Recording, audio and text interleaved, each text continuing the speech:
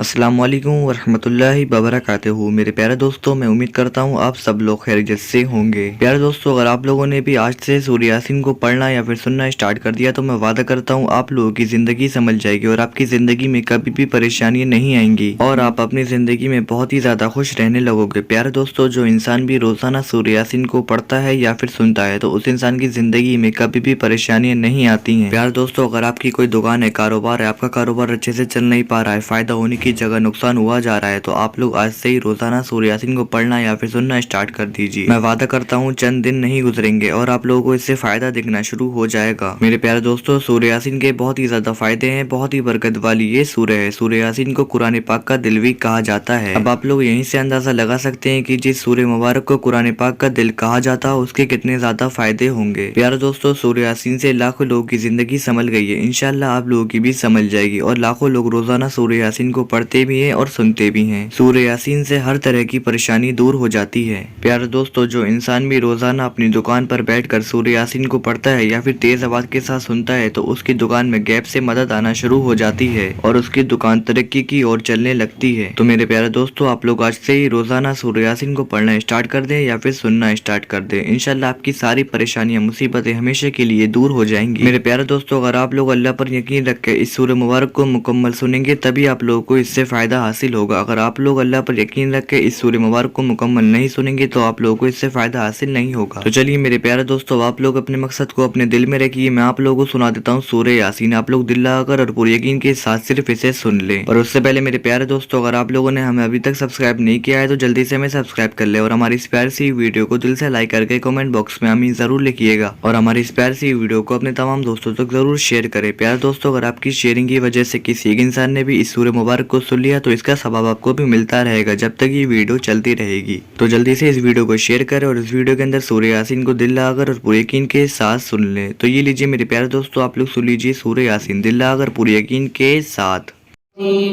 बिस्मिल्लाहिर्रहमानिर्रहीम यासीन वल क़ुरआनिल हकीम इन्नका लमिनल मुरसलीन अला सिरातिम मुस्तक़ीम तंज़ीलल अज़ीज़िर रहीम लितुन्ज़िर क़ौमन मा उन्ज़िर आबाउहुम फ़हुम गाफ़िलून लक़द हक़्क़ल क़ौलु अला अक्सरिहिम फ़हुम ला युमिनून इन्ना जअलना फ़ी अअनाक़िहिम अग़लालन फ़हिय इलल अज़क़ानि फ़हुम मुक़महून वजअलना मिन बैनि ऐदीहिम सद्दन वमिन ख़ल्फ़िहिम सद्दन फ़अग़शयनाहुम फ़हुम ला युबसिरून वसवाअन अलैहिम अअन्ज़रतहुम अम लम तुन्ज़िरहुम ला युमिनून इन्नमा तुन्ज़िरु मन इत्तबअ अज़्ज़िक्र वख़शिय अर्रहमान बिलग़ैब फबश्शिरहु बिमग़फ़िरतिन वअज्रिन करीम इन्ना नहनु नुह्यिल मौता वनक्तुबु मा क़द्दमू वआथारहुम वकुल्ल शैइन अहसयनाहु फ़ी इमामिन मुबीन वضرب لهم مثلا أصحاب القرية إذ جاءها المرسلون إذ أرسلنا إليهم اثنين فكذبوهما فعززنا بثالث فقالوا إنا إليكم مرسلون قالوا ما أنتم إلا بشر مثلنا وما أنزل الرحمن من شيء إن أنتم إلا تكذبون قالوا ربنا يعلم إنا إليكم لمرسلون وما علينا إلا البلاغ المبين قالوا إنا تطيرنا بكم لئن لم تنتهوا لنرجمنكم وليمسنكم منا عذاب أليم قالوا طائركم معكم أئن ذكرتم بل أنتم قوم مسرفين وجاء من أقصى المدينة رجل يسعى قال يا قوم اتبعوا المرسلين اتبعوا من لا يسألكم أجرا وهم مهتدون وما لي لا أعبد الذي فطرني فإنه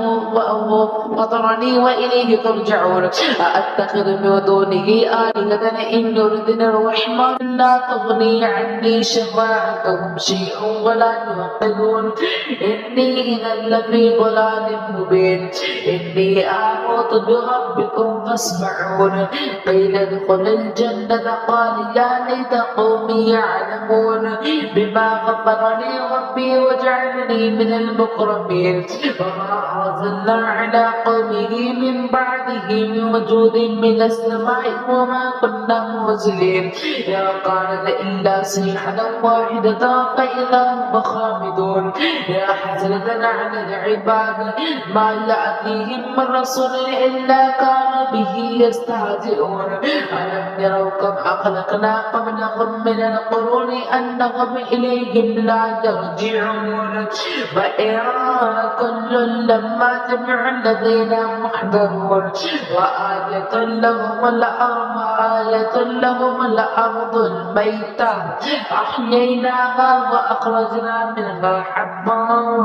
فمنه يأكلون وجعلنا فيها جنات من نخيل وأعناب وفجرنا فيها من العيون ليأكلوا من ثمره وما عملته أيديهم أفلا يشكرون سبحان الذي خلق الأزواج كلها مما تنبت الأرض ومن أنفسهم ومما يعلمون وآية لهم الليل نسلخ منه النهار فإذا هم مظلمون والشمس تجري لمستقر لها ذلك تقدير العزيز العليم والقمر قدرناه منازل حتى عاد كالعرجون القديم لا الشمس ينبغي لها أن تدرك القمر ولا الليل سابق النهار وكل في فلك يسبحون وآية لهم أنا حملنا ذريتهم في الفلك المشحون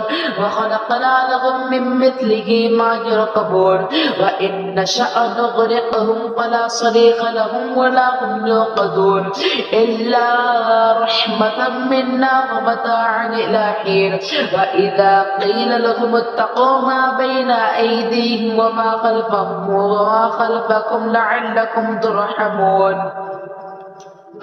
وما تأتيهم من آية من آيات ربهم إلا كانوا عنها معرضين وإذا قيل لهم أنفقوا مما رزقكم الله قال الذين كفروا للذين آمنوا أنطعم من لو يشاء الله أطعمه إن أنتم إلا في ضلال مبين ويقولون متى هذا الوعد إن كنتم صادقين ما ينظرون إلا صيحة واحدة تأخذهم وهم يخصمون فلا يستطيعون توصية ولا إلى أهلهم يرجعون ونفخ في الصور فإذا هم من الأجداث إلى ربهم يوصلون قالوا يا ويلنا من بعثنا من مرقدنا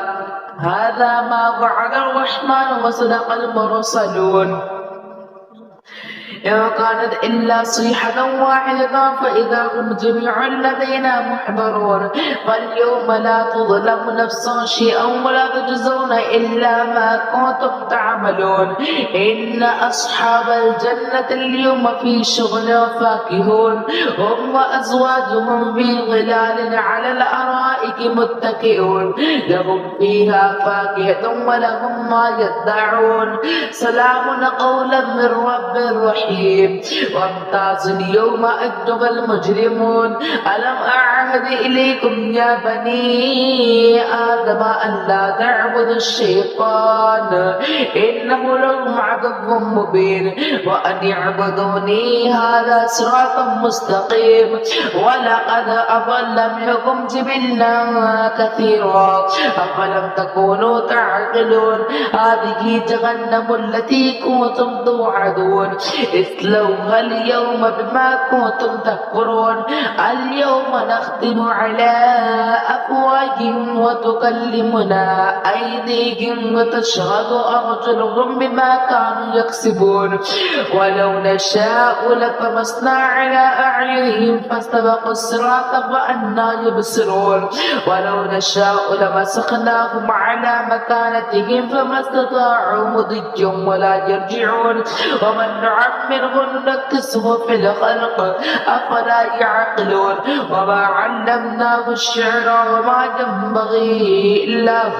إن هو إلا ذكر وقرآن مبين لينذر ما كان حجا ويحق القول على الكافرين أولم يروا أنا خلقنا لهم مما عملت أيدينا أنعاما فهم لها مالكون